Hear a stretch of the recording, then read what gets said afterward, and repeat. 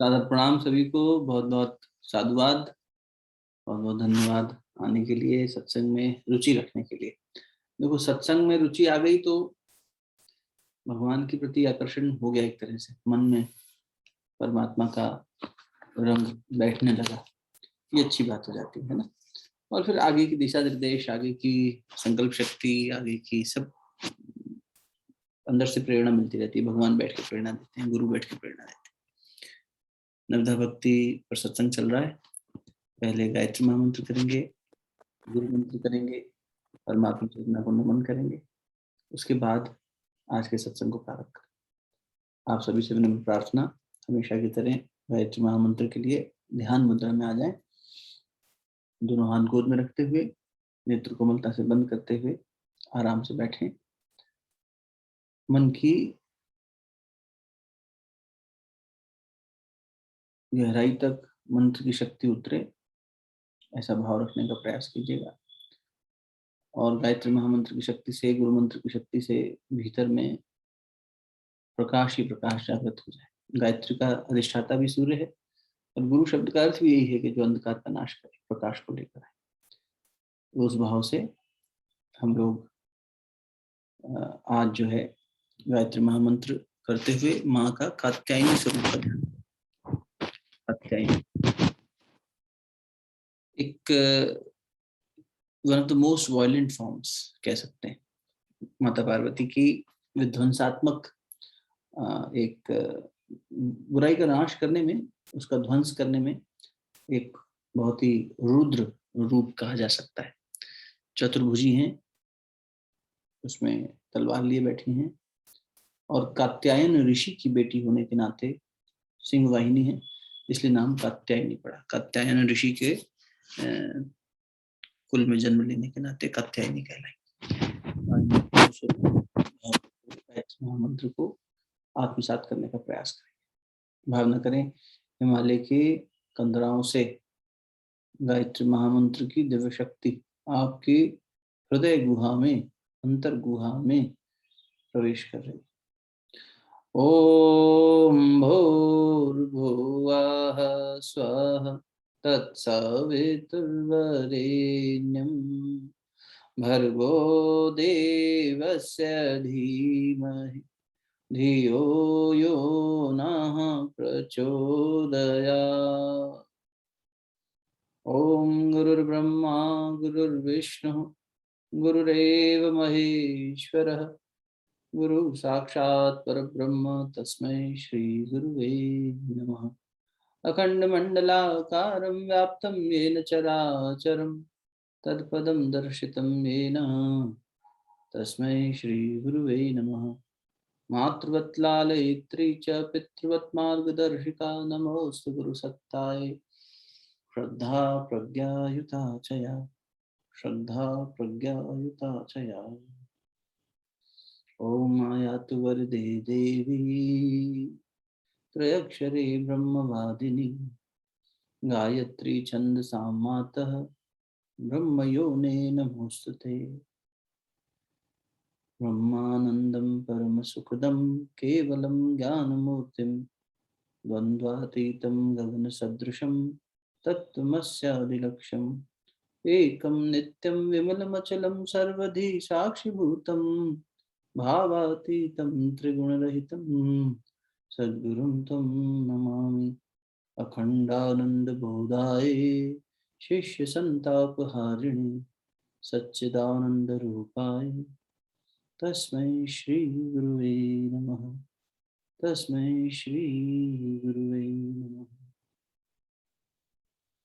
ओम अस्मान् विश्वानि देव भवितरदुरितानि परासुव यद्भद्रं तन्नासुव। ओम शांति शांति शांति। दोनों तेलियों को अच्छे से आपस में मिलिए। मंत्रों की ऊर्जा को, शक्ति को मुखमंडल पर, अपने हृदय स्थान पर स्पर्श कराइए। सामान्य अवस्था में बहुत बहुत प्रणाम, बहुत बहुत स्वागत, बहुत बहुत साधुवाद। मानस जी पास में हो तो शबरी माता का प्रसंग खोल लीजिएगा। अरण्य कांड। मानस जी में अलग अलग कांड है ना। अरण्य कांड 4 पर्सनालिटीज को उल्लेखित करता है। 4 लोगों की जीवनी को विशेष रूप से, और चारों नारियां हैं। एक माता अनुसुईया, दूसरी माता सीता, सीता जी का हरण भी इसी कांड में आता है। माता अनुसुईया के बारे में आप जानते ही होंगे कि वो अपनी शक्ति से इतनी तपस्विनी थी। अनुसुईया जी ने दिव्य वस्त्र दिए थे सीता माता को, दिव्य वस्त्र अनुसुईया माता से प्राप्त किए थे सीता जी ने। और अनुसुईया जी ने अपनी शक्ति से, ऐसा कहा जाता है कि ब्रह्मा विष्णु महेश को 3 बालक बना दिया था और अपने आंगन में, अपनी गोद में खिलाया। इतनी शक्ति, इतनी तपस्विनी थी वो। तो 2 उदाहरण तो मिलते हैं सीता जी और अनुसुईया जी के, जो कि एक, अगर हम थोड़ा सा कैटेगराइजेशन करने की और समझने की दृष्टि से देखें, और 2 उदाहरण मिलते हैं, एक शबरी माता का और एक शूर्पणखा का। शूर्पणखा राक्षसनी होने के नाते, रावण की बहन होने के नाते अधम थी ही, लेकिन शबरी माता स्वयं को अधम मानती थी कि मैं अधम हूँ। ठीक है, उनका जो जन्म हुआ या उनकी जो जीवन यात्रा रही, उस समय के कुल और जाति प्रथा की दृष्टि से, जो आज भी है, उस दृष्टि से उन्होंने रखा। लेकिन उससे ज्यादा महत्वपूर्ण ये है कि उन्होंने स्वयं को दास भाव में, एक भक्त की दृष्टि से भी खुद को अधम माना। लेकिन वो यूं अधम नहीं थी। अधम का मतलब हुआ जो नीच, एक तरह से नीच नहीं थी, इतनी श्रेष्ठ थी। कितनी श्रेष्ठ थी इसका प्रमाण यही है कि भगवान श्री राम ने उनको नवदा भक्ति का ज्ञान दिया। तो अरण्य कांड में दोहा संख्या 35 देख लो, उससे जस्ट पहले की चौपाई है। नवधा भगति कहूँ तो ही पाही, सावधान सुनु धरु मन माही। प्रथम भगति संतन कर संगा, दूसरी रति मम कथा प्रसंगा। गुरुपद पंकज सेवा, तीसरी भक्ति अमान। चौथी भक्ति मम गुण गण, करहि कपट तजीवा। सारी पढ़ लेते हैं वर्ण। मंत्र जाप मम दृढ़ विश्वासा, पंचम भजन सो वेद प्रकाशा। छठ दम शील विरति बहु कर्मा, निरत निरंतर सज्जन धर्मा।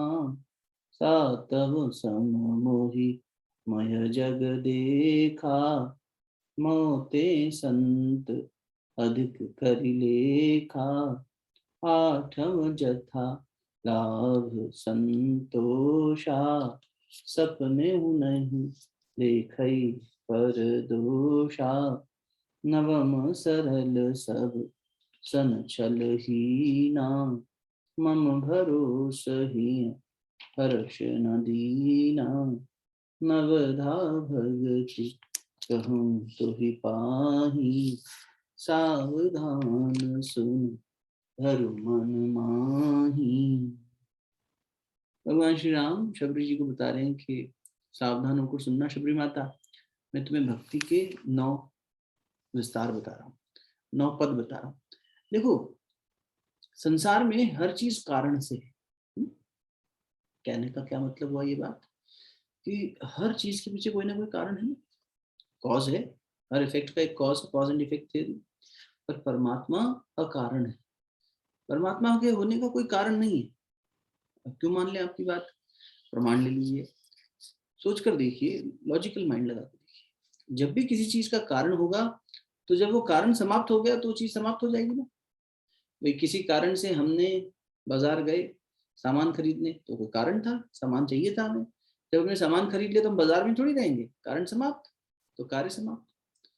लेकिन तो अगर ये बात परमात्मा पे अप्लाई कर दी जाए, तब तो फिर उसका अंत होना चाहिए, पर वो तो अनादि अनंत। जिसका कोई आदि न हो न कोई अंत हो, इसलिए परमात्मा अकारण है। ये बात क्यों कह रहे हैं? क्योंकि इसकी अगली बात इसको पूर्ण करेगी, वो ये कि भक्ति भी कैसी होनी चाहिए? अकारण। भक्ति कारण से नहीं होनी चाहिए। हम इस कारण भगवान की भक्ति कर रहे हैं कि भगवान हमारे को ये दे दे, गुरु जी हमें ये दे दे। इस कारण से जब किसी भी कारण या प्रयोजन को लेकर जब भक्त जो है भगवान के सामने या शिष्य गुरु के सामने बैठता है, तो वो भक्ति भक्ति नहीं है। वो तो ठीक है, हमने कुछ ऐसा आवश्यकता है उसके लिए बैठ गए, लेकिन भक्ति अकारण होनी चाहिए। जिसके साथ जुड़ रहे हैं वो अकारण है, उसका स्वरूप ही वैसा है, उसका स्वभाव भी वैसा है। तो वैसे ही उससे जुड़ने का जो सेतु है वो भी अकारण होना चाहिए। अगर कारण का होगा तो जैसे ही कार्य पूरा होगा समाप्त हो जाएगा। हमने अनुष्ठान शुरू किया 9 दिन का, ये अनुष्ठान इस प्रयोजन से कर रहे हैं, अब वो प्रयोजन पूरा हो गया, हमने छोड़ दिया। लोग मन्नतें मांगते हैं ना मंदिरों में जाके, पीर बाबा की दरगाह पे जाके चादर चढ़ाएंगे, यहाँ फूल चढ़ाएंगे, यहाँ प्रसाद चढ़ाएंगे, या नंगे पैर जाएंगे, यहाँ परिक्रमा करेंगे, यहाँ प्रभात फेरी करेंगे, हमारी ये मनोकामना पूर्ण हो जाएगी। तो और जब वो पूरी हो जाती है तो फिर उसको समापन हो गया, फिर प्रयोजन समाप्त हो गया ना, तो फिर भक्ति समाप्त हो गई। फिर ये भक्ति कैसे हुई? भक्त तो वो जो विभक्त ना होता हो। इसलिए शुरू में ही कह दिया तुलसीदास जी को, ये भक्ति जो है वो क्या होनी चाहिए? बिना किसी प्रयोजन के होनी चाहिए। सब संत बार बार यही बात करें, सब गुरुजन यही बात करें। जो विभक्त ना होता हो, जो विरक्त रहता हो, वो भक्त है। जो किसी उद्देश्य से नहीं जुड़ रहा है, मुक्ति तक भी उसका उद्देश्य नहीं है, क्योंकि मुक्त तो वो है ही, और वो परमात्मा को साकार स्वरूप में ही देख रहा है। वो द्वैत है, द्वैतवादी है। भक्त द्वैतवादी है। वेदांत की दृष्टि से देखें तो द्वैतवादी है। ठाकुर रामकृष्ण परमहंस ने स्वामी विवेकानंद जी को यही कहा था ना अंतिम क्षण में, नरेंद्र, जो राम था वही कृष्ण था, और वही इस शरीर में, इसी देह में राम कृष्ण है, लेकिन तेरे वेदांत की दृष्टि से नहीं, भक्ति की दृष्टि से। पूरी बात कही। तू जिस दृष्टि से, जिस स्टैंड पॉइंट से मुझे देख रहा है, उस दृष्टि से तो नहीं, लेकिन इस दृष्टि से देख, ये साकार वही शक्ति वापस हुई। तो भक्त जो है ना, भक्ति जागी जब स्वामी जी में, तो फिर वो काली को देख पाए। नहीं तो उनके लिए तो मूर्ति थी, बोले हम मूर्ति पूजा नहीं करेंगे, हम तो निराकार के पास। तो भक्त साकार का वो करता है सोपान, वो कहता है नहीं मुझे भगवान इस रूप में चाहिए। ज्ञानी, पहले भी आपसे निवेदन किया, ज्ञानी भगवान के स्वरूप को देखता है। कौन सा स्वरूप? जो पीछे चैतन्य स्वरूप। लेकिन भक्त भगवान के रूप को देखता है। साकार रूप क्या है? हनुमान जी कैसे दिखते हैं, गायत्री माता कैसी दिखती हैं, ब्रह्मा जी कैसे दिखते हैं, विष्णु जी कैसे दिखते हैं, ये हमारा चित्रण जो हुआ, ये भक्त की भावना का एक एक्सप्रेशन है, मैनिफेस्टेशन। इसलिए कहते हैं भक्त से बड़ा भगवान क्यों है? क्योंकि भक्त ने भगवान को साकार बना दिया। भक्त ने भगवान को अपनी शक्ति से, भजन है ना बड़ा सुंदर, भक्त के वश में है भगवान। भक्त के वश में भगवान मतलब भक्त ने अपनी शक्ति से परमात्मा को चिंतन करके इतना उतार लिया अपने अंदर, एक स्वरूप दे डाला। पीछे भी आपसे निवेदन कर रहे थे, हम बड़े बड़े आर्टिस्ट की गैलरी में जाते हैं, लोग खरीदते हैं, पेंटिंग्स लगाते हैं, ये सब करते हैं, और प्रशंसा होती है उनकी, इतनी सब होती है। लेकिन ये हमारी संस्कृति में वो कौन से कलाकार थे, वो कौन से ऋषि थे, वो कौन मनीषी थे जिन्होंने साकार स्वरूप दे दिया परमात्मा के निराकार को, और इतना सुंदर स्वरूप दिया, और कोई कल्पना नहीं थी, उतरा उनके अंदर, वैसा वैसा उन्होंने उतार दिया। कल्पना की होती तो आपकी कल्पना अलग, हमारी कल्पना अलग। वो कल्पना सबको प्रभावित नहीं करती। ये इमेजिनेशन नहीं है, ये विजुअलाइजेशन है। मन की वो शक्ति है कि देख पा रही, पश्यंती, मन देख रहा है और साकार जो हो रहा है उसको बता रहा है, ये इस तरह से।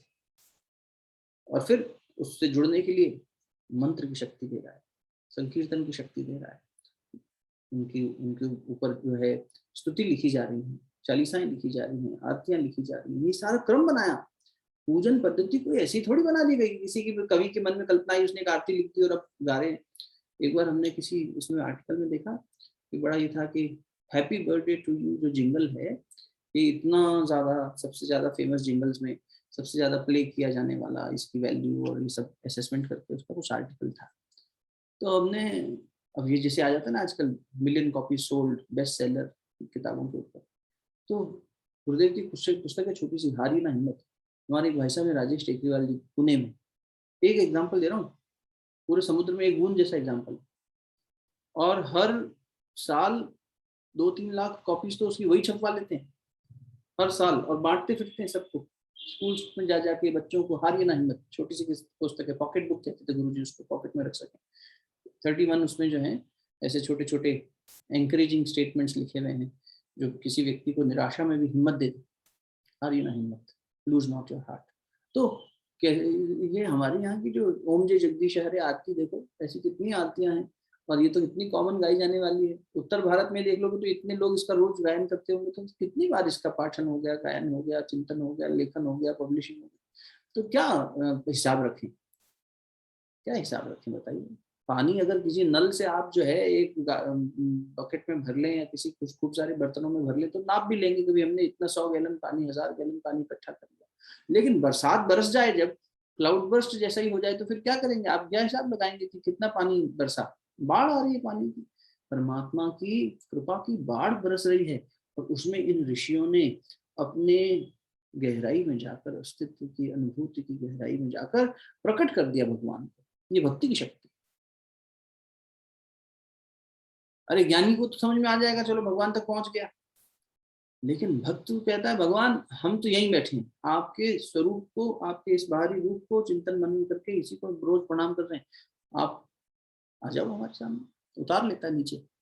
ये शक्ति ज्यादा बड़ी है, जहाँ ऊपर से किसी को खींच कर नीचे ले आना और अपने समकक्ष उसका पूजन करना, वंदन करना, अर्चन करना, आत्मनिवेदन करना, ये सब तो है ना। तो भगवान कह रहे हैं कि हे शबरी माता, तुम अधम नहीं हो।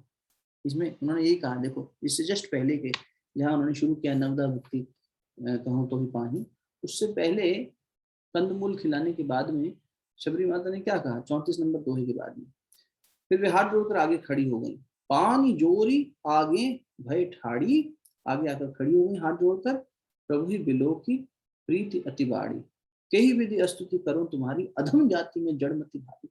एक तो मैं अधम जाति की हूँ, दूसरी मैं जड़मती हूँ, मेरी बुद्धि चलती ही नहीं, कुछ मेरे को क्या कुछ आता ही नहीं पूजन वंदन करना, मैं किस विधि से स्तुति करूँ आपकी, कई विधि स्तुति करूँ तुम्हारी, अधम ते अधम अधम अति नारी, तिन मह में मतिमंद अघारी, कह रघुपति सुनो भामिनी बाता। ये सुनकर भगवान क्या बोले, हे भामिनी माँ, हे माँ मेरी बात सुनो, मानो एक भगति का नाता, मैं सिर्फ एक भगत का नाता जानता हूँ, भक्ति का नाता जानता हूँ, मुझे ये सब नहीं देखना होता कि कौन जो है किस जाति का है, किस कुल का है, कहाँ जन्मा है, कोई मेरा शत्रु है कि मेरा मित्र है, ये सब मुझे, मैं इससे परे, मुझे तो सिर्फ एक भक्ति का नाता अच्छा लगता है बस। कोई शत्रु भाव से भी मेरा भक्त बन जाए तो मैं उसे भक्त माने, जो कभी विभक्त नहीं हो रहा हो, जो हमेशा चिंतन कर रहा हो। अगर शत्रु भाव से भी चिंतन कर रहा है तो मुझे वो प्यारा है, कोई दिक्कत। ये हमारी संस्कृति की देखो कितनी खूबसूरती है। गीता जी में ले लो, कृष्ण भगवान और अर्जुन का संवाद चल रहा है, अर्जुन ने कहा मैं आपको अपना गुरु मानता हूँ, मैं शिष्य रूप में आपको अपने आप को समर्पित करता हूँ, ठीक है। तो भगवान कृष्ण कह रहे हैं तूने तो अपने आप को शिष्य बोल दिया और मुझे गुरु मान लिया, पर मैं तुझे शिष्य नहीं मान रहा, मैं तुझे अपना इष्ट मान रहा हूँ। इष्टमसी, भगवान कृष्ण कह रहे हैं गीता जी में, हे अर्जुन मैं तुझे अपना इष्ट मान रहा हूँ और तेरे माध्यम से अब ये सारे संसार को ज्ञान देने जा रहा हूँ। उपकार कर गए अर्जुन हम पर, तो इसलिए ये शबरी माता का उपकार है, ये भक्तों का उपकार है। भक्तों ने भगवान को बाध्य कर दिया, यूं भी कह सकते हैं, अपने प्रेम से बांध दिया, और उनको कहा ना उद्धव जी को, उद्धव मुंह से ब्रज विसृत नहीं, ये जो मेरे अंदर हलचल हो रही है मेरी नहीं है, ये भक्ति है। नंद बाबा श्री दामा जी के, सुदामा जी का नाम श्री दामा था ना पहले, वो तो बोलते बोलते सुदामा हो गया। भद्र को, सुभद्र को, सबको जो है खूब लाड प्यार करते। सुमन जी उनसे बोले, नंद बाबा तुम हमसे बहुत प्रेम करते हो, आपसे हमें बहुत प्यार मिलता है। नंद बाबा का गला भर आया, भक्त बेटा तुम्हारी पीठ पे हाथ फेर लेता हूँ तो लगता है कि कान्हा को स्पर्श कर, वो हमारे बीच आके परमात्मा सत्ता माधुर्य लीला में हम देख नहीं पाए कि भगवान का सर्वश्रेष्ठ ऐश्वर्य उतर के आया था और हमारे साथ था, पर हम, हमारी आंखों पर जाने कौन सी पट्टी बंधी थी, हम उसे देख ही नहीं पाए। उस रूप में। तो तुम्हारे माध्यम से उसकी पूजा कर लेता हूँ, तुम्हारे माध्यम से उसका स्पर्श कर लेता हूँ। तुम लोग खेले हो उसके साथ, गैया चराई हो उसके साथ, तुम आया करो। ये पिता के रूप में भी कह रहे हैं, भक्त के रूप में भी। तो देखना चाहिए, भक्तों की इन जीवन शैली को समझना चाहिए, और जो इससे जोड़े वो संत। इसलिए संत का साथ हमेशा करना चाहिए, संत की बात को ध्यान से समझना चाहिए। फिर उसके बाद पूरी बात विस्तार में हो गई है। प्रथम भगति संतन कर संगा, पहली भक्ति क्या है? संतों का संग करना। और दूसरे रति में कथा प्रसंगा, उसकी ये कि मेरी कथा में, मेरे यहाँ पर चिंतन मनन हो रहा है, मेरी कथा हो रही है। मेरी कथा मतलब भगवान का गुणगान हो रहा है, लेकिन इसमें रति होनी चाहिए, इंटरेस्ट होना चाहिए। अब शर्त रखी है भगवान ने हर जगह, है ना। पहली में कोई शर्त नहीं थी, दूसरी में शर्त है कि कथा में रुचि होनी चाहिए। तीसरी गुरुपद पंकज सेवा, तीसरी भक्ति अमान। इस पर भी कल बात हुई कि गुरु भक्ति जो है वो मान रहित होकर की जानी चाहिए। और चौथी भक्ति मम गुण गण करई कपट तज गान। अब देखो यहाँ पर क्या कहा भगवान श्री राम ने, चौथी भक्ति क्या है? मेरे गुणगान कपट त्याग कर, छल त्याग दो बस, कपट त्याग कर करो। भाव हो ना हो, लेकिन कपट नहीं होना चाहिए। आप बिना भाव के भी गाएंगे तो भी चल जाएगा, लेकिन छल नहीं करना। अच्छा, चैतन्य महाप्रभु ने इस बात में रिलैक्सेशन दे दिया। संकीर्तन की जब बात आती है, गुणगान करने की बात आती है, देखो क्या कहा गया है? गान करना, गायन करना। संकीर्तन की बात आ गई ना, भगवान के गुणों का गायन करना। तो चैतन्य महाप्रभु जी ने तो भक्ति की धारा गायन शैली में ही प्रवाहित करी थी। भक्ति थक गई थी, तब भगवान कृष्ण ने फिर से जन्म लिया चैतन्य महाप्रभु के रूप में, साक्षात उन्हीं का। आप चैतन्य चरितावली जब पढ़ेंगे तो उनकी माता का नाम था शची माता। आपको लगेगा यशोदा और कृष्ण के बीच का ही चल रहा है सब कुछ, एकदम सेम वैसा ही नटखटपना, माटी में खेलना, सब तोड़ फोड़ मचाना, मुंह में ब्रह्मांड दिखा देना शची माता को, सारी लीलाएं दोबारा करी और बहुत सुंदर तरीके से। तो उसके बाद में जब बड़े हुए, निताई नाम था, तो निमाई निताई उनके एक साथी थे, जैसे बलराम भैया थे ना, इधर बलराम भैया, फिर आगे निमाई निताई मिलकर दोनों ने गौरांग महाप्रभु नाम पड़ा, क्योंकि गौर अंग पहले श्याम अंग थे, गौरांग हो गए। तो भगवान चैतन्य महाप्रभु जी ने इसमें रिलैक्सेशन दे दिया। उन्होंने कहा कि भगवान का गान किसी भी भाव में कर लो, मिल जाएगा कुछ। लेकिन इसकी अगली जो है ना, इसलिए मैंने थोड़ा आज पूरा आपको नवदा भक्ति पढ़ के आगे लेके गए। अगला क्या है देखो, पांचवा, मंत्र जाप मम दृढ़ विश्वास। अब इसमें भी शर्त लग गई, मंत्र जप करने में दृढ़ विश्वास होना चाहिए। आज कोशिश करेंगे दोनों को कवर करने की। पंचम भजन सो वेद प्रकाश। पांचवी क्या है कि मंत्र करने में दृढ़ विश्वास होना चाहिए। देखो हम लोग अभी क्योंकि साधना का समय चल रहा है, मंत्र जप कर रहे हैं आप में से बहुत लोग। जप करने के बाद में कभी ऐसा लगता है कि आज जप करके आनंद आया, कभी लगता है कि आज आनंद नहीं आया। जप जो है ना, उसकी शर्त यह है कि मन स्वच्छ होना चाहिए, निर्मल होना चाहिए।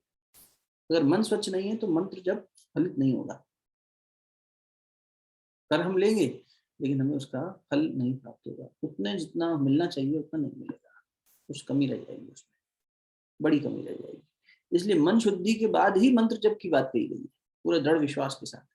लेकिन गायन में, श्रवण कीर्तन में, इसमें ये कह दिया कि कोई ऐसी छूट है, इसमें चैतन्य महाप्रभु ने छूट दे दी। उन्होंने कहा तुम किसी भी भाव से करो, मन निर्मल है नहीं है कोई बात नहीं, तुम शुरू तो करो, निर्मल हो जाएगा, गाते गाते हो जाएगा, सुनते सुनते हो जाएगा गायन करने से। तो हरि राम राम राम हरे हरे, हरे कृष्ण ये मंत्र भी है, इसका गायन भी कर सकते हैं। अच्छा देखो, जब भी कोई चीज वाचन हुई ना, वाचन शैली में आई तो गायन हो गई। जैसे मंत्र जब हम जप करते हैं, अब ये मंत्र ही है, भगवान की स्तुतियां ही हैं। इसलिए आपसे निवेदन किया कि हमारे ऋषियों ने ये जो स्तुतियां लिखी, चालीसा लिख दी, उसमें भगवान का जिसकी चालीसा लिखी उनका स्वरूप समझ में आ गया, उनके सारे जो अच्छाइयाँ हैं वो समझ में आ गई, उनकी क्या क्या शक्तियाँ हैं वो समझ में आ गई, उनमें क्या क्या रिद्धि सिद्धियाँ हैं वो समझ में आ गई, और उनकी स्तुति करती हमने। चालीसा यही है। आरती भी क्या है? आरती सर्वश्रेष्ठ सम्मान करने को आरती कहते हैं। आरती जो बाकी सब जगह से रति हटा के हमने परमात्मा में लगा दी, उसी में आरोपित कर दी, और अब उनका कर रहे हैं, गायन कर रहे हैं, अर्चन कर रहे हैं, वंदन कर रहे हैं, सब कर रहे हैं। आरती हो गई, सर्वश्रेष्ठ सम्मान हो गया। तो उसमें भी हम यही कर रहे हैं कि स्तुति है, ये सब स्तुति कहलाती है। मंत्र को जब हम मन ही मन जपते हैं तो मानसिक जप कहलाता है।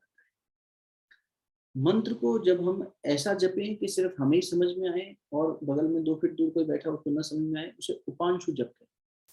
मानसिक जप में क्या करते हैं, जैसे कि आपके सामने एक रेलवे स्टेशन पे पट्टी लगी होती है, उसमें रेड कलर से ट्रेन की डिटेल्स चलती रहती है, प्लेटफॉर्म नंबर ये, ट्रेन नंबर ये, इतने बजे आएगी, इतने बजे जाएगी, इतनी देर रुकेगी। ऐसे ही आप आंख बंद करके बैठ गए, मानसिक जप में क्या है, वो मंत्र आपके आगे चल रहा है, चलता जा रहा है, चलता जा रहा है, चलता, बाएं से बाएं, बाएं से, आप उसे देख रहे हैं दृष्टाभाव। क्योंकि देखो, जब गुरु के साथ जुड़ जाते हैं ना, गुरु से जब मंत्र मिल जाता है, तो एक बार मंत्र की महिमा समझ ली, उसके बाद तो मंत्र की महिमा का भी ध्यान रखने की जरूरत नहीं है। फिर तो मंत्र जपते चलो, मैकेनिकल नहीं, भावपूर्वक, विश्वास के साथ, तो महिमा भी अपने आप गुरु देख लेगा और उसको आपके सामने प्रकट कर देगा। उपांशु जप में क्या होता है कि आप जपते हैं, किसी बगल वाले को नहीं पता चलता, लेकिन आपको समझ में आता है, आप विस्परिंग कर रहे हैं। और तीसरा जो वाचन की शैली हुई कि मंत्र का गायन कर दिया, अलग अलग तरीके से, अपने तरीके से गायन कर दिया, मंत्र का ही गायन कर दिया, गायत्री महामंत्र को अलग अलग तरीके से गायन कर दिया, उच्चारण कर दिया, वही वो भी एक तरह से भगवान का सुमिरन है। मंत्र भगवान से जोड़ रहा है। तो अगर हम ओम नमो भगवते वासुदेवाय कर रहे हैं तो भगवान कृष्ण से जुड़ रहे हैं, नमः शिवाय कर रहे हैं तो भगवान शिव से जुड़ रहे हैं, गायत्री माता का मंत्र कर रहे हैं तो गायत्री माता से जुड़ रहे हैं। तो वो मंत्र भगवान को जोड़ने की एक शक्ति हो गई। पहले एक बार पीछे आते हैं, फिर वापस मंत्र शक्ति पे आएंगे और मंत्र का विश्वास कैसे फलित होता है उस पर बात करेंगे। पहले चौथी भक्ति को पूरा कर लेते हैं। चौथी भक्ति, मम गुण गण करई कपट तजी गान, कपट त्याग के इसका गान करना। तो हम 2 भजन लेंगे आज, हमारी 2 बहनें, दोनों की आवाज में अलग अलग। एक किसने गाया बाद में बताएंगे। पहला भजन हम, क्योंकि गुरु की सेवा से जुड़ती हुई बात ही है, गुरु भगवान से परिचय कराता है, तो गुरु से जो गुरु को समर्पित एक भजन लेते हैं पहले, फिर उसके बाद में हम अगला भजन लेंगे। ये भजन गाया तो था इसने जब हम ठाकुर रामकृष्ण परमहंस जी के सत्संग करने वाले थे, लेकिन उस दिन हो नहीं पाया, दुर्भाग्य हमारा। लेकिन कोई बात नहीं, अभी अगस्त में फिर आएगा ठाकुर का दिन, तब करेंगे। और उस समय से मेरे पास रखा हुआ है, तो गुरु भजन करते हैं, पहले सुनते हैं, श्रवण करते हैं, तो मुझे बस व्हाट्सएप पे बता देना कि सुनाई दे रहा है, कोई भी एक जन लिख देना कि यस, ऐसा कुछ है ना। चलो, नेत्र बंद करके आराम से सुनते हैं, गुरु के साथ जुड़ने का प्रयास करें। गुरु मातृ पिता गुरु बंधु सखा, गुरु मातृ पिता गुरु बंधु सखा, तेरे चरणों में स्वामी मेरे कोटि प्रणाम, तेरे चरणों में स्वामी मेरे कोटि प्रणाम। प्रियताम तुम्ही प्राणनाथ तुम्ही, प्रियताम तुम्ही प्राणनाथ तुम्ही, तेरे चरणों में स्वामी मेरे कोटि प्रणाम, तेरे चरणों में स्वामी मेरे कोटि प्रणाम। तुम्ही भक्ति हो, तुम्ही शक्ति हो, तुम्ही मुक्ति हो, मेरे सांब शिवा, तुम्ही मुक्ति हो, मेरे सांब शिवा। गुरु मातृ पिता गुरु बंधु सखा, गुरु मातृ पिता गुरु बंधु सखा, तेरे चरणों में स्वामी मेरे कोटि प्रणाम। तुम्ही प्रेरणा, तुम्ही साधना, तुम्ही आराधना, मेरे सांब शिवा, तुम्ही आराधना मेरे सांब सिवा। गुरु मात्र पिता गुरु बंधु सखा। गुरु मात्र पिता गुरु बंधु सखा। तेरे चरणों में स्वामी मेरे कोटि प्रणाम। तेरे चरणों में स्वामी मेरे कोटि प्रणाम। तुम ही प्रेम हो, तुम ही करुणा हो, तुम ही प्रेम हो, तुम ही करुणा हो, तुम ही मोक्ष हो मेरे सांब शिवा। तुम ही मोक्ष हो मेरे सांब शिवा। गुरु मात्र पिता गुरु बंधु सखा। गुरु मात्र पिता गुरु बंधु सखा। तेरे चरणों में स्वामी मेरे कोटि प्रणाम। तेरे चरणों में स्वामी मेरे कोटि प्रणाम। तेरे चरणों में स्वामी मेरे कोटि प्रणाम। बहुत बहुत धन्यवाद नीलम को। उस समय नहीं इसका हो पाया, देखो आज से देखो हुआ, कितना मधुर गाया और कितना सुंदर बात कही ना। जिन्होंने भी भजन को शब्द दिए होंगे, गुरु ही माता पिता भी है, गुरु बंधु है, गुरु सखा, गुरु ब्रह्मा गुरु विष्णु गुरु महेश। तो ऐसे गुरु की सेवा कभी और चर्चा करेंगे, क्योंकि विषयांतर हो जाएगा और फिर हम ये 9 पद जो है भक्ति के पूरे अभी कर नहीं पाएंगे नवरात्रि में, क्योंकि वो विषय ऐसा है। गुरु पूर्णिमा को ले लेंगे कि सदगुरु के लक्षण क्या है शास्त्रों के हिसाब से, सच्चे गुरु के लक्षण क्या हैं, शास्त्र क्या कहता है। और जब ये कह रहे हैं भगवान की गुरु पद पंकज सेवा, यही इसी पर चर्चा इतनी हो सकती है। देखो भगवान के गुरु के पैर कैसे पंकज के समान। बस इतनी बात समझ लो फिलहाल के लिए कि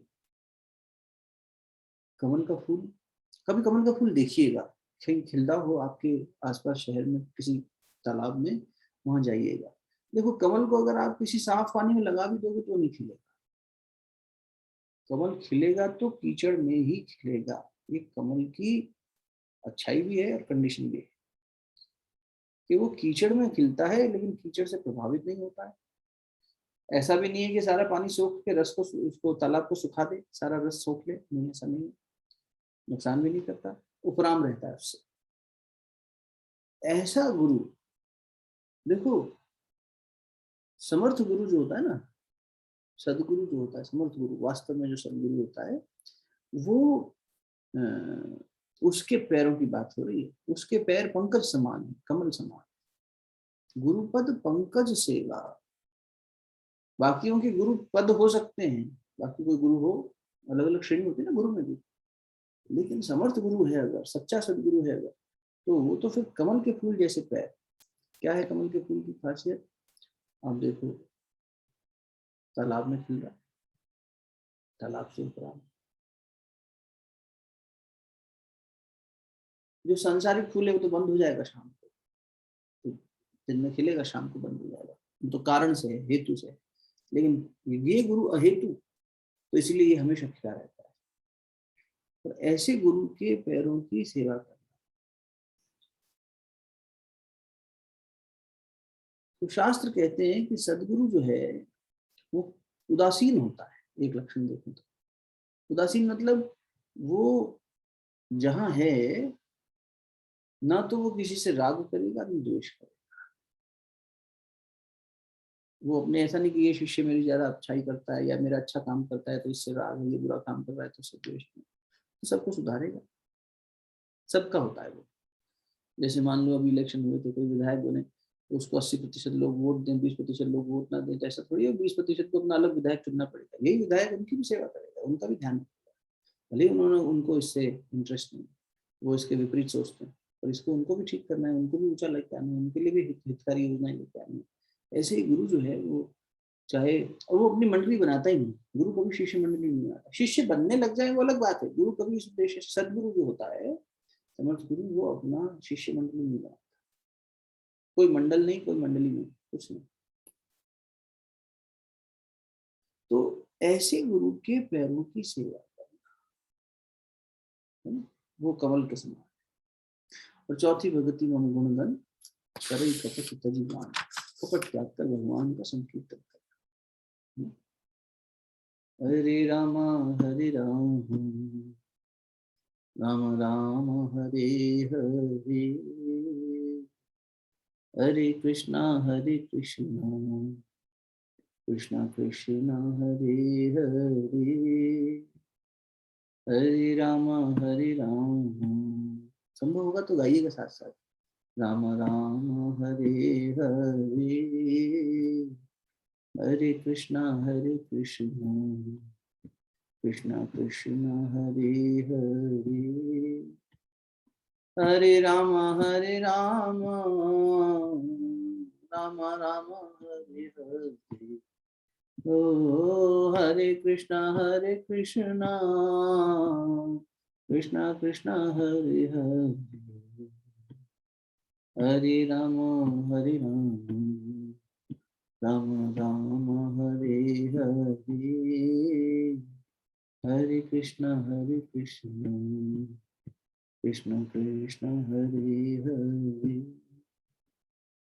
हरे राम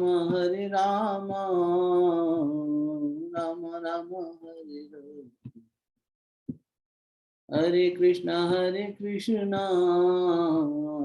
कृष्णा कृष्णा हरे हरे, हरे राम राम हरे हरे, हरे कृष्णा कृष्णा कृष्णा हरे हरे। संकीर्तन की अलग ही महिमा है। चैतन्य महाप्रभु कहते हैं कि जब गायन करते थे, और क्योंकि उस समय की रिक्वायरमेंट थी कि भक्ति को स्थापित करना था इस दृष्टि से, तो खुल के गाते थे, नृत्य करते थे, खूब अच्छे से मृदंग और मंजीरे पे गान होता था भगवान का। ये देखो, ये मंत्र का ही गान कर दिया है ना। अब जब करते थे तो रात रात भर कीर्तन चलता था, खूब विरोध होता था। अभी जो लोग आएंगे अगले महीने रिट्रीट में, हम लोग परमार्थ निकेतन जाते हैं, गंगा आरती अच्छी लगती है सबको करनी, और वहां जाके ज्यादा अच्छी लगती है। चलो वहाँ व्यवस्था बनी हुई है तो इस दृष्टि से चले जाते हैं। पर व्यक्तिगत रूप से अगर आप मुझसे पूछें तो कल भी हम गए थे गोपा को लोग, वहाँ परमार्थ नहीं गए हम लोग। वहां से थोड़ा पहले एक छोटा सा मंदिर है, जाने किस संत ने बनाया, मुझे तो नाम भी नहीं पता, लेकिन वहाँ अखंड 24 घंटे दीपक जलता है, न जाने कितने वर्षों से जल रहा है। जब हम शांतिकुंज में थे तब से हम इधर एक बार दोबारा शुरू में आए, तब से देख रहे हैं, और उससे बहुत पुराना मंदिर है और बहुत छोटा सा प्रांगण, मुश्किल से 15 फुट बाई 20 फुट का होगा जा सकता है। और उसमें अखंड ही कीर्तन चलता है, कभी बंद नहीं होता, रात भर चलता है। और चाहे वो अकेले बूढ़े बाबा बैठ के अपना हारमोनियम लेके बैठे रहेंगे, मंजीरा लेके बैठे रहेंगे 2 लोग, लेकिन कोई ना कोई हमेशा वहां संकीर्तन कर रहा है। ये संकीर्तन की महिमा है, तप की महिमा है, जप की महिमा है। बार बार जहाँ भगवान के गुणों का गान होता है, ऐसे स्थान पर परमात्मा कह रहे हैं कि मैं वास करता हूँ। ये तो बता रहे हैं कहाँ कहाँ मैं हूँ, मैं मेरी कथा में हूँ, मैं संतों के उसमें हूँ, मैं गुरु की सेवा में हूँ, और मैं जहाँ नाम जप हो रहा है वहां। और अब ये नाम जप जो है ना, ये मनोभूमि तैयार कर देगा। देखो, पहले मनोभूमि तैयार होनी होगी, इसलिए परमात्मा का संकीर्तन करना ही चाहिए। जब वो कर लेंगे तब मंत्र शुरू करिए, तब जप शुरू करिए। अगर हम सीधा माला लेके बैठ गए, जप करने बैठ गए, संभव है कि हमारा अनुभव उतना, अनुभूति इतनी गहरी ना हो। लेकिन मन का शुद्धिकरण क्योंकि वहां आवश्यक, मन को धोएगा कौन? मन की मैल को, मन के कपट को। इसलिए चैतन्य महाप्रभु ने कहा कपट भी हो तो वो भी धुल जाएगा। तुम भगवान का नाम सुनो तो सही, गाओ तो सही, बैठो तो सही, थोड़ा शरीर को हिलाओ तो सही। महाराज कोई नृत्य थोड़ी था भगवान का। गोपियां जब नाचती थी तो सिर्फ क्या नाच गाने के लिए गाती थी? नहीं, ये आजकल का थोड़ी फुहड़पना है नाचने का। ये परमात्मा के रस में अनुभूति करके जब शरीर का अंग प्रत्यंग थिरकने लगता था, वो रास होता था। जब आप चाह के भी न रुक सकें, जब अंदर से एक ऐसा आवेग आए भक्ति का, भावनाओं का, समर्पण का, और वो एक थिरकन पैदा कर दे शरीर में, गूंगा भी बोलने लगे जिससे, पंगु भी नाचने लगे जिससे, ये शक्ति परमात्मा होता है। इसको अगर देखना हो तो महापुरुषों के साथ जाके देखिए, जरूर होता है। अब आगे मिला जहाँ एक सच्चा बुद्ध पुरुष बैठा है, तो उसके आसपास का वातावरण बहुत ही शानदार हो जाता है, बहुत ही विरला हो जाता है। तुलसीदास ने लिखा है, अगर आगे संजीवनी में परसों बात कर रहे थे, तो अकिंचन इंद्रिय दमन रमन राम धर। ये जो अकिंचन जिनके अंदर भाव हो जाए, अकिंचन किसे कहते हैं? जिसको ना तो किसी से राग है ना किसी से द्वेष है, जो उदासीन है, और जिसने इंद्रियों का दमन कर लिया। ये बात फिर से आएगी 2 दिन बाद या कल आ जाएगी, आगे बढ़ेंगे उस हिसाब से, गति के हिसाब से। जहाँ छठा जो गुण आएगा और 7वां गुण आएगा, उसमें ये बात आएगी। छठे में आ जाएगी मन के दमन करना। भगवान कहेंगे इंद्रियों का दमन जो करे वहां मैं हूँ। ये संयम क्यों आवश्यक है? हृदय रूपी खेत में आप भगवान के नाम का बीज बोएं। और देखो, बीज धरती को थोड़ा सा गुड़ाई निराई करनी पड़ेगी। अगर हमने उसको उपजाऊ नहीं है तो बीज नुकसान हो जाएगा। कितना भी महंगा और कितनी भी अच्छी क्वालिटी का बीज हो, धरती को फर्टाइल होना पड़ेगा ना। तो पहले हमें मनोभूमि, हृदय रूपी खेत तैयार करना पड़ेगा। चलो, हमने हृदय रूपी खेत तैयार किया, संकीर्तन किया, गुणगान किया, उससे हृदय तैयार हुआ, मन तैयार हुआ, उसमें भगवान के नाम का बीज भी बो दिया। अब उसमें अपने प्रेम के जल से उसे सींचना भी पड़ेगा। वो भी किया हमने, और पौधा आ गया। लेकिन अभी खतरा है, पौधे को कोई बकरी चढ़ जाएगी, कोई गाय चढ़ जाएगी, क्या करेंगे? पशु नुकसान कर देगा। तो इसीलिए संयम और नियम की मेड़ लगानी होती है, चारों तरफ से बांध लेना चाहिए। ये भी कर लिया तो भी संभव है कि फसल उतनी अच्छी ना हो, और अच्छी फसल करने के लिए खाद अच्छी डालनी पड़ेगी। तो वो खाद किसकी डालेंगे?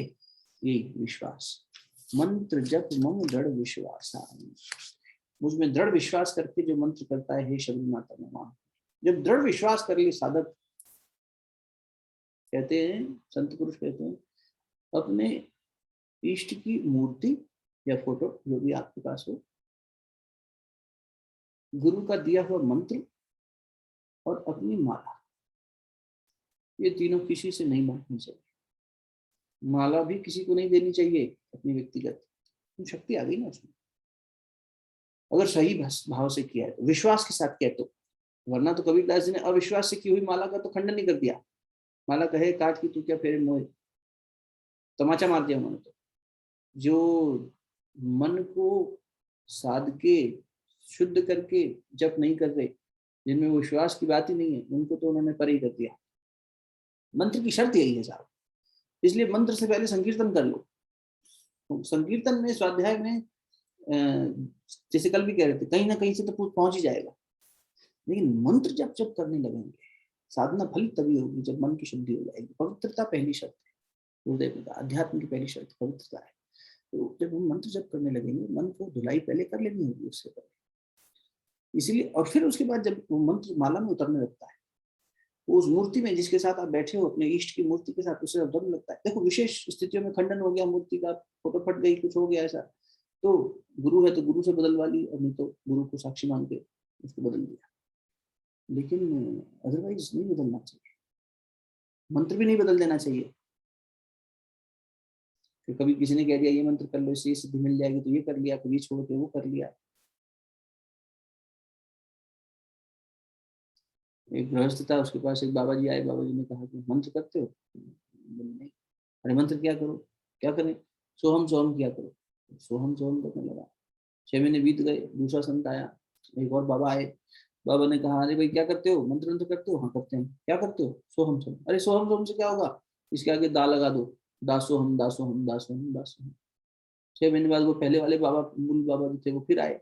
उन्होंने कहा हाँ भाई तुम्हारा मंत्र कैसा चल रहा है? बोले वो आपके बाद एक दूसरे बाबा आए थे, तो हमने दासोहम दासोहम कर दिया। बोले नहीं नहीं, अच्छा एक काम करो, इसके आगे स लगा दो, सदा सोहम सदा सोहम सदा सोहम। तो ये नहीं करना है कि कभी ये बाबा जी ने ये कह दिया, वो बाबा जी ने वो कह दिया, इनके पास चले गए, उनके पास चले गए। गुरु ने जो मंत्र दिया है उसमें विश्वास करके, परमात्मा का चिंतन करते हुए, अपने इष्ट का चिंतन करते हुए उसे जपते चले जाना चाहिए। इस मनोभूमि से, ये मनोभूमि से विश्वास रूपी खाद से फसल बढ़ जाएगी। हृदय रूपी खेत में राम नाम का बीज बोया, प्रेम रूपी जल से उसे सिंचा, उसमें संयम की और अपने नियम की मेड़ लगा दी, बचाव कर दिया उसका, और उसमें अब खाद डालते गए, विश्वास की खाद डालते गए, तो फसल फैलती चली जाएगी। और जब फसल फैलती चली जाएगी तो सदगुरु खुद मचान बना के बैठेगा ऊपर। फिर गुरु बैठता है, उस पूरे खेत की रक्षा करता है। अब तू जा, निश्चिंत रहे, बस तू विश्वास की खाद डालता रहे, बाकी देखता हूँ, कोई परेशान नहीं करे। गुरु ऐसे अपने ऊपर छतरी बना के बैठ जाता है, अपने भक्त के ऊपर अपनी छत्र छाया में ले लेता है। ऐसा होना चाहिए साधक का मन। और ये सत्संग स्वाध्याय मन को वो गति प्रदान करता है। देखो शास्त्र कहते हैं कि मन की 3 प्रकार की गति होती है, लिख लेना साथ साथ कहीं, है ना, तो भूल जाएंगे सब। ये सब अभी ऐसा हो जाता है जैसा कि बस मनोरंजन हो जाता है। गुरुदेव बहुत डांटते, बोले बेटा तुम्हारे लिए ये भी आध्यात्मिक मनोरंजन हो गया, आए बैठे ताली बजाई चले गए, बहुत अच्छा बहुत अच्छा। हाँ, लेखन करना चाहिए। ये आपका ग्रंथ, देखो कई ग्रंथों का, कई सत्संगों का निचोड़ है, मेरी बात भी नहीं है, मैं तो भक्तों की जन बोल रहा हूँ। सत्संग में पहले कहीं बैठे सुना, कुछ किया, तो अपनी पर्सनल डायरी बनानी चाहिए, अपनी नोटबुक बनानी चाहिए। फिर वो आपके लिए ग्रंथ हो गया, उसमें गीता भी मिल जाएगी, मानस जी भी मिल जाएंगे, ब्रह्मसूत्र भी मिल जाएगा, विचार चंद्रोदय भी मिल जाएगा। जो जो जहां भी आप सुने, कोई भी सुने, जरूरी नहीं ये, आप किसी भी हेतु से जुड़कर, किसी भी सेतु से जुड़कर आप जब सत्संग संकीर्तन सुनते हैं, लिखा करिए, नोट्स बनाया करिए, और लेखन अपना पेन कॉपी से किया करिए, डायरी बनाओ। तो 3 प्रकार की गति शास्त्र कहते हैं मन की होती है। एक गति होती है मरकट जैसी गति, मरकट बोलते हैं बंदर को, उछल कूद मचाता है। दूसरी गति होती है मृग जैसी गति। यूं तो मृग सभी पशुओं को कहा जा सकता है, लेकिन यहाँ हिरण के लिए प्रयोग हुआ है। हिरण भी क्या है, झुंड में खड़ा भी होगा ना, बार बार दाएं बाएं देखता रहेगा, यहाँ क्या हो रहा है, यहाँ क्या हो रहा है, यहाँ क्या हो रहा है, उसमें भी स्थिरता नहीं आएगी। पहले लेकिन बंदर से ज्यादा ठीक, बंदर से फिर मृग की गति हुई, और मृग के बाद तीसरी गति शास्त्र कहते हैं कि वो गति हो जाती है जब भंवरे की तरह, भंवरे की गति, भ्रमर। भंवरा क्या है, एक बार जब एक फूल समझ में आ जाता है तो फिर उस पर टिक जाता है। तितली भले ना टिकी, उड़ जाएगी, लेकिन भंवरा बैठ जाएगा। भंवरे के लिए ये प्रसिद्ध है कि भंवरा जो है ना, वो काष्ठ यानी लकड़ी को भी काट सकता है, इतनी उसमें शिद्दत होती है। धीरे धीरे करते करते करते करते लकड़ी को फोड़ के बाहर निकल जाता है। एक लकड़ी के बक्से में भंवरे को बंद कर दीजिए, मरेगा नहीं, कोशिश करता रहेगा करता रहेगा करता रहेगा, और इतना उसमें कर्मठता होती है कि वो उसको फाड़ के बाहर निकल जाएगा। लेकिन दूसरी बात बता रहे हैं, इस क्रम में आ गई इसलिए कि, लेकिन भंवरा कमल के फूल में जब बैठ जाता है, कमल के फूल पे बैठा रहेगा, जाएगा नहीं, खूब रस मिल रहा है उसको। अब शाम होते होते कमल के पत्ते बंद होने लगते हैं, फूल बंद हुआ तो भंवरा अंदर बंद हो जाता है। जो भंवरा लकड़ी को काट के बाहर आ सकता है, वो रात भर भंवरे को प्रकाश चाहिए जीवन के लिए। अब वो फूल कल खिले कि नहीं खिले मालूम नहीं, तो बहुत बार ऐसा होता है कि भंवरा कमल के फूल के अंदर मर जाता है।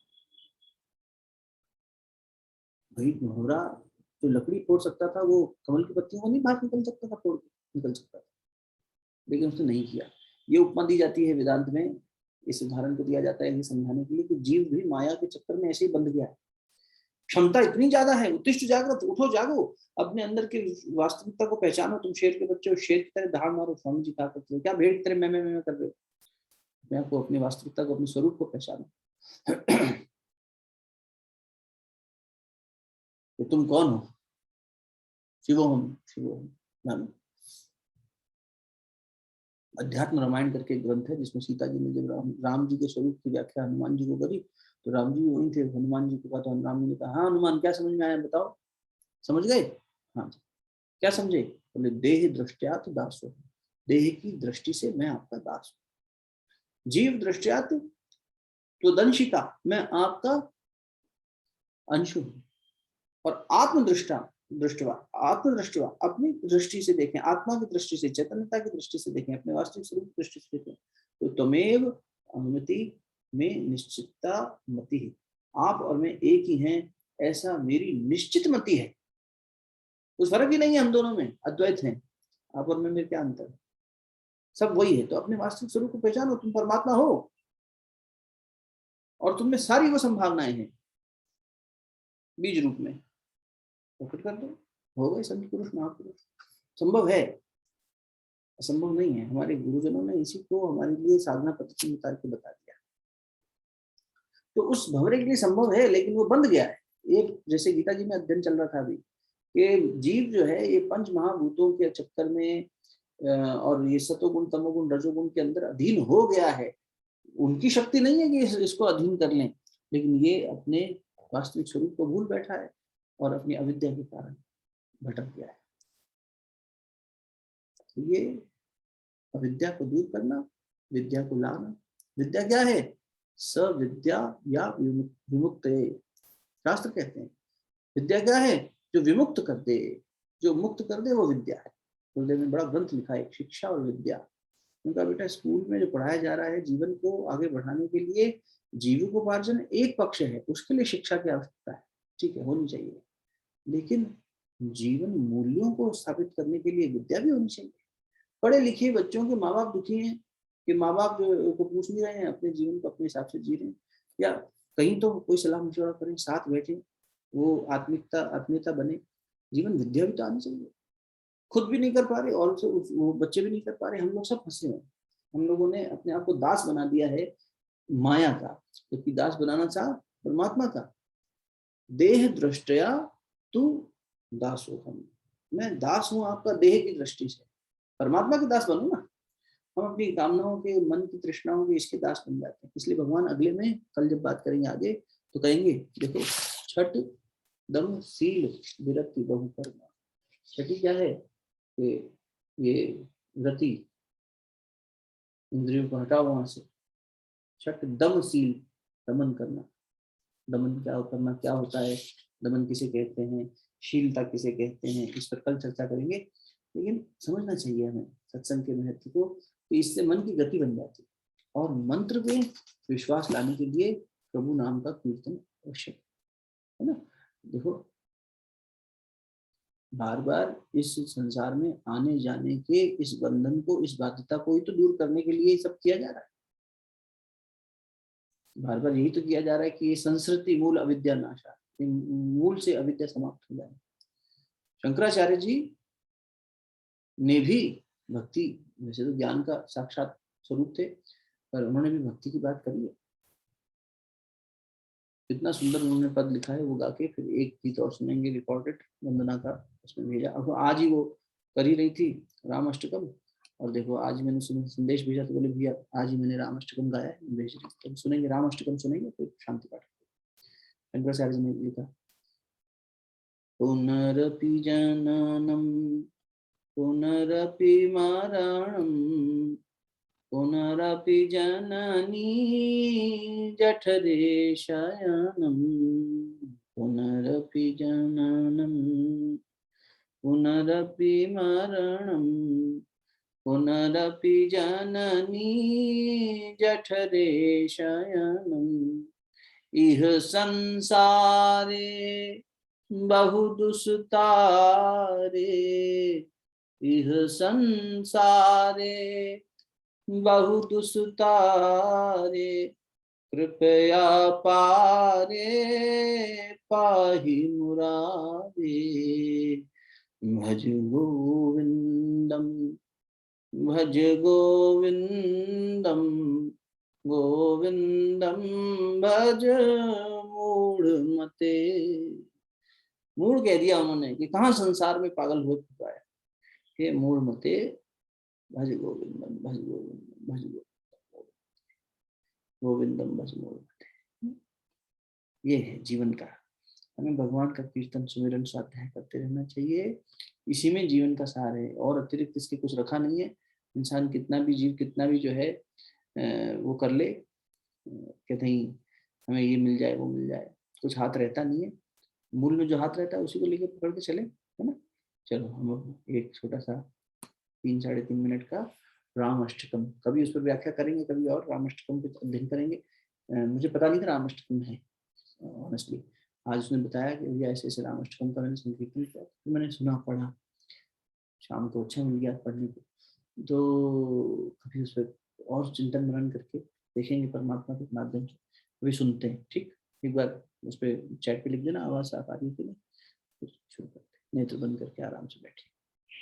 राम राम राम राम राम राम राम राम राम राम राम राम राम राम राम राम भजे विशेष सुंदरम समस्त पाप खंडनम स्वभक्त चित्तरंजनम सदैव राममद्वयम् राम राम राम राम राम राम राम राम राम राम राम राम राम राम राम राम जटाकलापशोभितं समस्तपापनाशकं स्वभक्तभीतिभञ्जनं भजेह राममद्वयम् राम राम राम राम राम राम राम राम राम राम राम राम राम राम राम राम निजस्वरूपबोधकं कृपाकरं भवापहं समं शिवं निरञ्जनं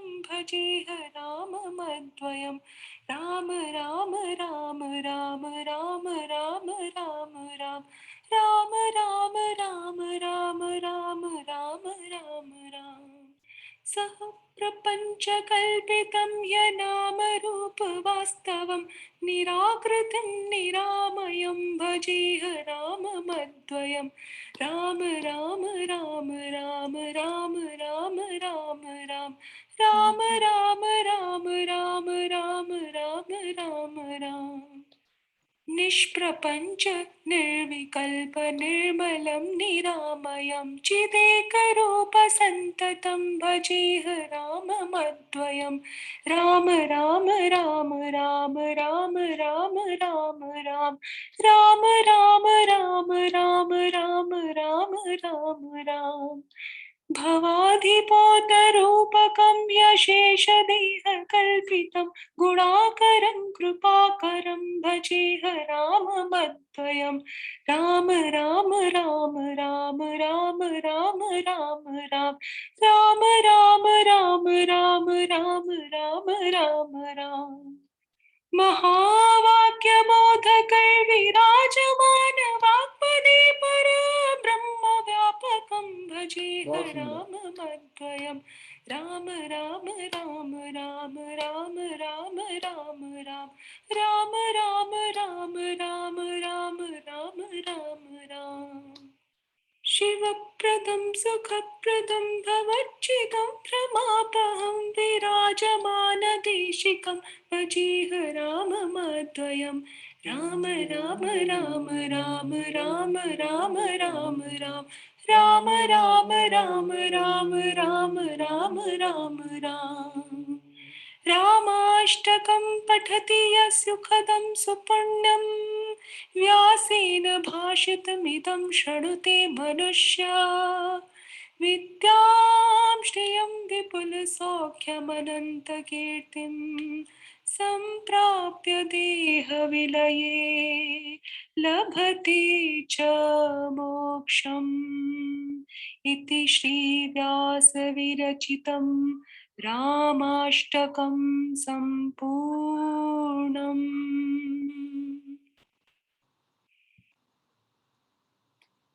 शांति प्राप्त, शांति की प्रार्थना इसी अवस्था में परमात्मा से कहेंगे। ये जो शुद्धता हमारे अंतर मन में इन भजनों के द्वारा उतरी, ये दोनों हमारी बहनों ने जो इतने सुंदर अपनी साधना की पवित्रता के आधार पर गाए हुए, ये परमात्मा द्वारा रचित हैं। वेद व्यास जी ने रचित किया, देखो, और मोक्षदायिनी बातें हैं। ये हमारे भीतर में स्थापित हो जाएं और हम नियम संयम द्वारा इसकी रक्षा करें, विश्वास रूपी खाद इसमें डालते रहें, प्रेम रूपी जल से इसे सींचते रहें और ये वटवृक्ष में बदल जाए, जिसकी छाया में हमारा जीवन शांतिमय हो जाए। ऐसी शांति सबको प्राप्त। ओम देव शांति अंतरिक्षं शांति पृथ्वी शांतिरापः शांतिरौषधयः शांति वनस्पतयः शांतिर्विश्वे देवाः शांतिर्ब्रह्म शांतिः सर्वगं शांतिः शांतिरेव शांतिः सामा शांतिरेधि। ओम शांति शांति शांति सर्वारिष्टसु शांतिर्भवतु। ओम नमोऽस्त्वनन्ताय सहस्रमूर्तये सहस्रपादाक्षिशिरोरुबाहुवे सहस्रनाम्ने पुरुषाय शाश्वते सहस्रकोटि युगधारिणे नमः। सहस्रकोटि युगधारिणे नमः। दोनों थैलियों को अच्छे से आपस में मिलिए। प्राप्त हुई दिव्यता को, शीतलता को मुखमंडल पर, अपने हृदय स्थान पर स्पर्श।